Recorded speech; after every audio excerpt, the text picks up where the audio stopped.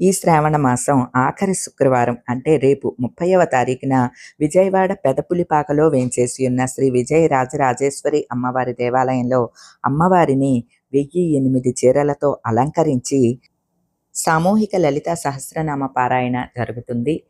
అద్భుతమైన ఈ కార్యక్రమానికి వీలైన మన ఫ్యామిలీ మెంబర్స్ అందరం వెళ్దామండి. శ్రీమాత్రే నమః.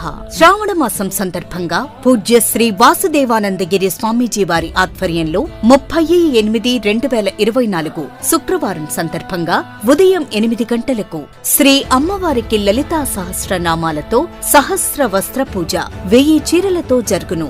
సాయంత్రం 5 గంటలకు 1000 మంది సువాసినీలతో సహస్రనామ పారాయణ జరుగును. పూజ్య శ్రీ స్వామీజీ వారి ఆశీస్సులతో వీరందరికీ అమ్మవారి పసుపు కుంకుమ చీర ప్రసాదంగా ఇవ్వబడును. శ్రీ విజయ రాజరాజేశ్వరి దేవి విద్యాపీఠం, పెదపులిపాక, పెనమలూరు మండలం, కృష్ణా జిల్లా.